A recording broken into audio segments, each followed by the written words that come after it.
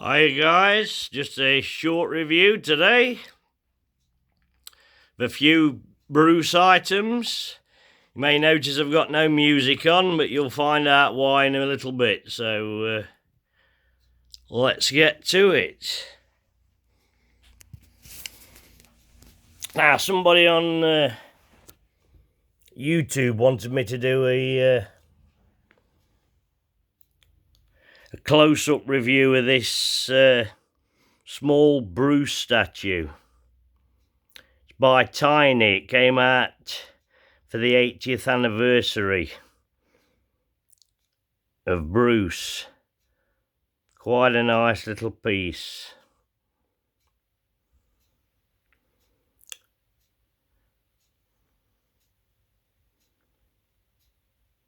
Quite nice. We got another one here. Believe it's Japanese, but I'm not 100% sure. Sure somebody will correct me. But a nice little double nunchucks figure of Bruce there. Quite heavy as well.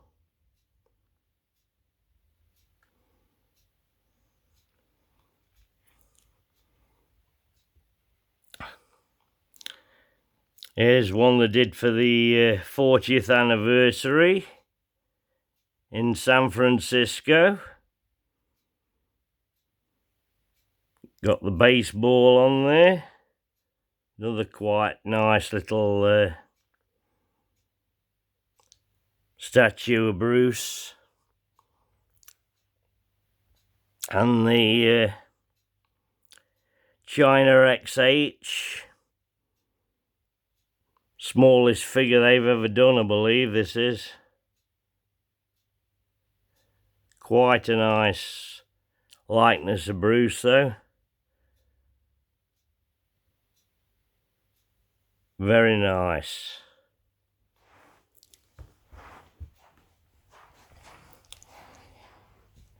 This week I got a few more copies of Dragon magazine. This is when they went over to normal magazine format instead of poster format. I've sorted out all of them. I've still got a few more to come, except one, the George Lazenby one on the cover. So if anybody's got that one, I'll be quite happy to purchase it from you for a reasonable price. They're all in excellent condition for the age. I love these 70s magazines. Great stuff. As you know, I've got all the British Kung Fu monthlies. I'm going to talk about this one today. The 50th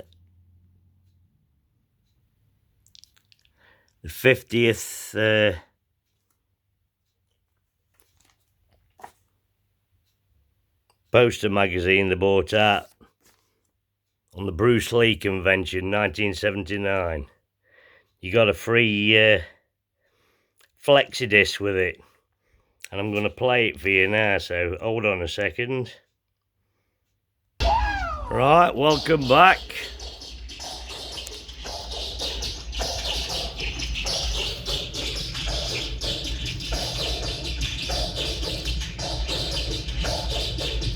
I'll let you listen to James Coburn. Emotional content. It is like a finger pointing away to the moon. Don't concentrate on the finger or you will miss all that heavenly glory. Bruce Lee, originator and ultimate master of Jeet Kune Do, hero and fighting guru to countless people the world over. First ever Hollywood star to be offered $1 million to make a picture. His legacy continues to be counted here, within the pages of Kung Fu Monthly.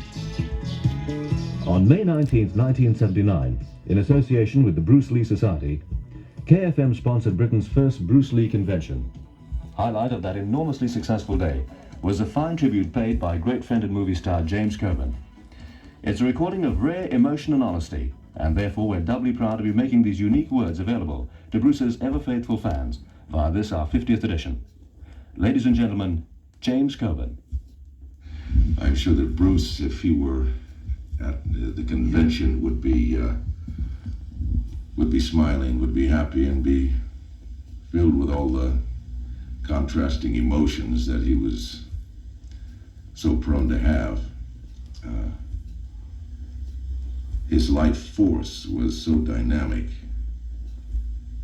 that he couldn't help but give. In fact, that's probably what killed him. He gave it all away.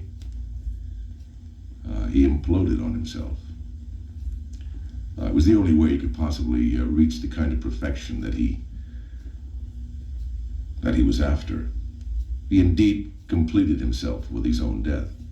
The circle was rejoined. I miss him a lot. And I carry some of him around with me all the time, in my heart, in my mind, and certainly in everything I do. His life was dedicated to his art.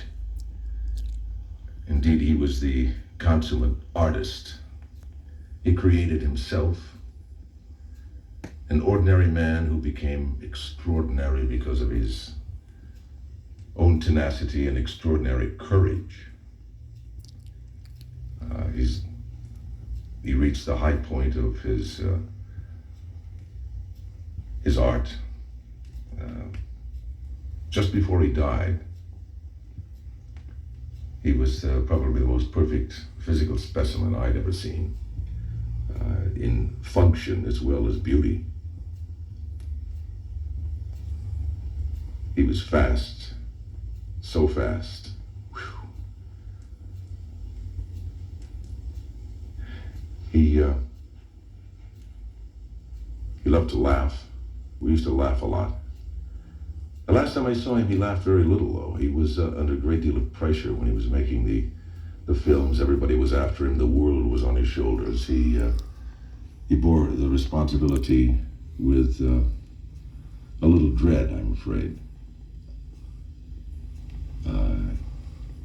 He wanted to explore further in the mysteries of the martial arts and the people who were trying to exploit his prowess for films. Indeed, for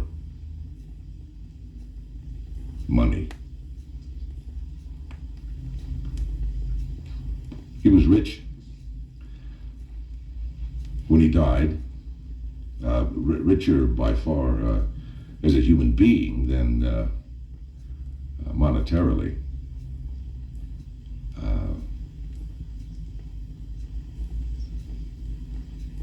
He gave me more than I ever had an opportunity to repay. And looking at his picture here now, is behind that fierce, directed gaze was that calm pool of contemplation that we used to share a lot with in Los Angeles and London, Hong Kong, whoever we happened to be together.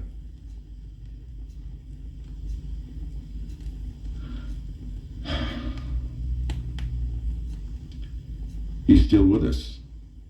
We have his films, we have his books, we have his memory. And as long as there are people around who are interested in his art, he'll always be with us.